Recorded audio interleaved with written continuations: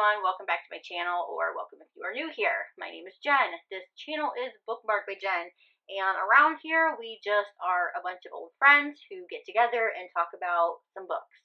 What we think about them, our ratings, all that, and that's basically what we're doing today. I'm going to go over a few of my recent reads with you, and yeah, that's what we're doing today. So, without further ado, let's talk about what I've been reading. Alright, first up, I have Darkest Sins by Neva Altai. This is the, is it the 9th book or the 10th book? I feel like I want to say 9th, but it could be 10th. I'll let you know. Anyway, this is, obviously, it's a mafia romance. This is part of the Perfectly Imperfect series that we have all we've all devoured it. They're just amazing. Now, this one follows Kai and Nira. We have definitely met Kai before. He makes a brief appearance in a previous book, and I feel like he might, honestly, the entire world blends together for me, which I think is awesome. I love that all these worlds collide and the different characters come back and basically say hi to us, and we get to see how they're doing. Alright, so back to Nira and Kai. Of course, we knew a little bit about Kai, but we didn't know anything about Kai. So we are meeting him basically for the first time. He is your typical, very possessive, over-the-top hero who is, yes, a bit damaged. Now, when we meet him in this book, he basically is he's come to terms with I'm gonna die, and he's okay with that. I want it all to be over with. I'm done. And his plans really don't go to, they don't go to plan, because Nira finds him in an alley. He's been shot, and she basically takes care of him and gets him back to where he needs to be so that he can move on. And the thing with this is that intrigues Kai, and he realizes that, okay, well, now I have a reason to live, and that is this woman. And so he kind of stalks her. This isn't a full-on dark stalker romance, but there is stalking in it. But Nira likes it. She likes knowing that, once she realizes what's going on, she likes knowing that there is somebody there always looking out for her, and that's what he does. He watches her for a really long time, and he doesn't understand why he has these feelings for her, because I feel like, aside from Salvatore, who is completely unhinged, but he's a sociopath. He's psychotic. He's crazy. But he's been in society. Kai has only ever known one thing, so having feelings and seeing what love can do, he doesn't know what that is. So just to watch that relationship, I really just enjoyed that. I liked getting to know Kai and seeing what he's gone through, how that put him in society, and how Nira changes that for him. So, again, we've all devoured everything that she's written in this series. We've all loved it, and this is just another one, and I cannot wait for the next one, of course. This one, I gave it a 5 stars, guys. I gave it a 5 stars. As far as spice, I don't remember what I gave this one. I feel like 2, maybe 3 stars for spice. I can't remember. So let's go with 2. Next up, I'm going to be talking about a trilogy, actually. This is the Evolution of Sin trilogy by Gianna Darling. It is The Affair, The Secret, and then The Consequence. Why haven't I read this one? I don't know. Well, I found Gianna Darling when I found the MC group Fallen Men. I was looking for darker MC romances. She is definitely known for that series, especially if somebody's out there I want some MC, I want some over-the-top heroes, I want some dark tatted up men. You gravitate towards the Fallen Men. But I wanted to read, I want to read her backlist. So in the midst of, I have, I think 2 or 3, maybe 2, I can't remember. I have a few other books that I need to read for the Fallen Men, but in the middle I was I'm gonna just dive into this trilogy. Now, there is, I think, another 2 duets that coincide with this trilogy. It's for the other siblings of one of our main characters. And I will probably get to those at another date, but when I go back to Gianna Darling, it will be for the Fallen Men right now. Anyway, let's talk about the evolution of sin. So this follows Giselle and Sinclair. There's not really much that I'm going to say because I'm not going to spoil the secret and the consequence for anybody, because like that's not good. Like that's not nice. But Giselle and Sinclair. So we meet them in the affair. Giselle is like a problematic flyer, to say the least, and that is how they meet. They meet on a plane from Paris to Mexico. Giselle is leaving Paris, and she's been there for many years. She is an artist. She's leaving Paris, and she is going on a vacation to Mexico for a week, and then she's going to New York, where she's meeting her family, and she hasn't been with her family for a while, and you don't know why. So that is something that we need to figure out. But in the midst of moving from one place to another, she needs to decompress, and that is what this trip to Mexico is. She's going to be there for, like I said, a week. And on the way there, Sinclair sits next to her, and they strike up a conversation.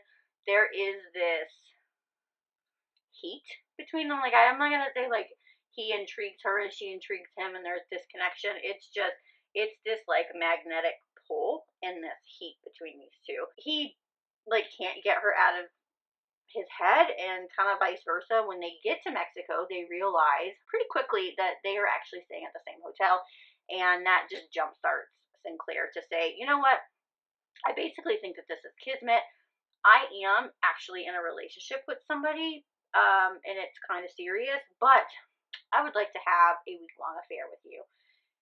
And that's it. And Giselle mulls this over, but really she is in the place for that as well, for many different reasons, which you got to read it to figure out. This ends up happening. This agreement that they have of a week-long affair. Giselle is like maybe a little bit taken aback at first, but again, this connection between them is kind of what pushes her to do this. And you know, even though she knows that he has somebody else at home, this may be good for her. It may help her to maybe get out of her shell a little bit more, to let loose where she hasn't the past few years, maybe to find a different side of herself that she doesn't know exists. And he seems like a very affluent man. He seems like he's very well put together. He's a very stoic man, very much like he's a very stoic man. So their agreement, she says yes, and the affair starts. I absolutely loved it. The first book, The Affair, is all about their time in Mexico, and we learn a little bit more about these two. But one thing that we learn is that Sinclair has a little bit of an implication towards the Dom-sub relationship, and Giselle takes to being a sub very well.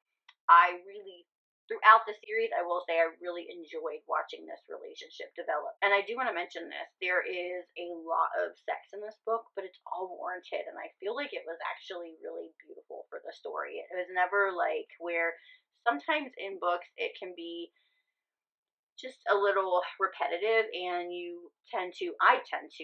will like start skimming those scenes, where this was, just like I said, very warranted. I felt like it wasn't thrown in there just to have that scene in there. It was very much a part of who these individuals are. So if you're looking for a good Dom-sub relationship, I would definitely recommend this.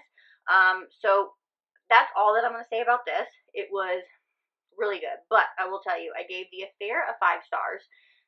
The Secret, which is the second book, I gave 4 stars, and then The Consequence, which is the final book in the trilogy, I gave a 5 stars too. Next up, I will briefly talk about our April buddy read for the month that I do each month with Bessie Book Reviews and Amber Reads Romance. This month, it was our year anniversary of doing this, and we decided to do a historical fiction. We chose The Wolf and the Wildflower by Stacy Reed. I am like almost done with this. I think I have like 10% more to go, but I will go ahead and tell you that it's going to be a 4-star for me. I was leaning towards in between a 3.5 and a 4, so I just bumped it up to a 4 because as far as, well, I'll just say this, like I don't read a lot of historical fiction. If you've been a part of this channel for any length of time, you'll know that I don't read a lot of historical fiction, especially like this kind of historical fiction. I've read like time traveling books before and stuff like that, and that is different than this. If you read historical fiction, I feel like you would understand. But this follows James and Jules. This was really intriguing to me. I was really interested in this one because I felt like, I mean, again, I don't read a lot of historical fiction, but I feel like it was a little bit different because we're in the 1800s and Jules is living her life as a man, which I thought was really interesting. I was really interested, like, how does a woman in the late 1800s live like a man? Like, how does she do that? And then we have James, who has been gone in the wilderness for like a decade, living on his own, surviving on his own, and now he's back in society. And again, think we're in the 1800s, so he's back into that type of polite society. Like, I honestly, like, I just kept envisioning Bridgerton because that's like the closest examples, I guess, that I have to that time period. So I mean, like when they were talking about the town that they lived in, like I understood that because I've watched Bridgerton. And so like I kept envisioning that world. That helped me to get through certain scenes. So James is back home and he is a duke. He needs to find his duchess and he needs to rejoin their society as a duke and show that he's not some savage who can't re-enter society, basically. And that's where Jules comes in. Jules and her father work with the mind, so basically like our day and age of psychologists, to try to get him back in the swing of things and get him ready to enter society again. But James, because he's been away for so long, he picks up on the fact that Jules is definitely not a man. And that's intriguing to James. These two are connected immediately, and there it is. I enjoyed it. I am so glad that I read a historical fiction. Y'all know I just am not a third person reader. I don't like it. It takes me out of the story. I feel like I want to be in the minds. I want to be with my characters. So that right there, I mean, I say it all the time whenever I do read a third person, which is not very often anymore, but I immediately will take like a half a point to a point off just for that because I don't like it. Again, glad I read it. Really liked Stacey Reed's writing. Glad that I finally can say that I've got a true historical fiction under my belt. I think at this stage I just might not be a historical romance reader, but that could change. Nonetheless, I gave it a 4 stars. Okay, so the last book that we're going to talk about today is a newer release. It came out on the 9th of this month, and it is Older by Jennifer Hartman. Right off the bat, I'm going to tell you, you guys have got to listen to the playlist with this because it was amazeballs. I would simultaneously read and listen to this. It's set in the 90s, so it's just complete nostalgia for me. Like, perfection on the playlist. So this follows Haley and Reed. There is a significant age gap. Not too big, but significant. It is taboo because Reed is Haley's best friend's dad. Haley has a best friend. Her best friend's dad is Reed. When they meet and they have this immediate connection with each other, they don't know this. But they're meet cute, if you will. Haley is not forthcoming with certain information, and that really puts a damper on their relationship. But then they are reintroduced to each other, and that's when they find out that Reed is Haley's best friend's dad. And then it becomes like a whoa, let's stop. But the connection that they have, of course, like you just can't stop a connection like that. I liked this book. I will say that out of the more recent books that I read of Jennifer Hartman, this one is at the top of the list. There were a lot of things that I liked, but I did have a couple issues with a couple things, and I guess like we could say that I'm being nitpicky, but it is what it is. Because of those issues, I gave it a 4 stars, but I still think it was a great book. I would definitely recommend it. The issues that I had were really didn't take away from the story too much. It's just there was a lot of back and forth with these two. And I felt like sometimes we didn't need as much as we had. The third act thing that happens really kind of got under my skin. I think because we were doing a lot of back and forth and then this happens, I was at my last straw with it. These two have this connection that is so intense, and you just can't help the fact that I have a connection with somebody who's older than me, or I have a connection with somebody who's younger than me. We're not doing anything illegal, but there is a connection. And when you do have a connection with somebody the way that Reed and Haley have a connection with, when you're together or in the same room, it's like a gravitational pull. It's just inevitable. I loved watching the layers of their relationship, and Haley, her home life is not that great. That whole subplot, like that, just broke my heart.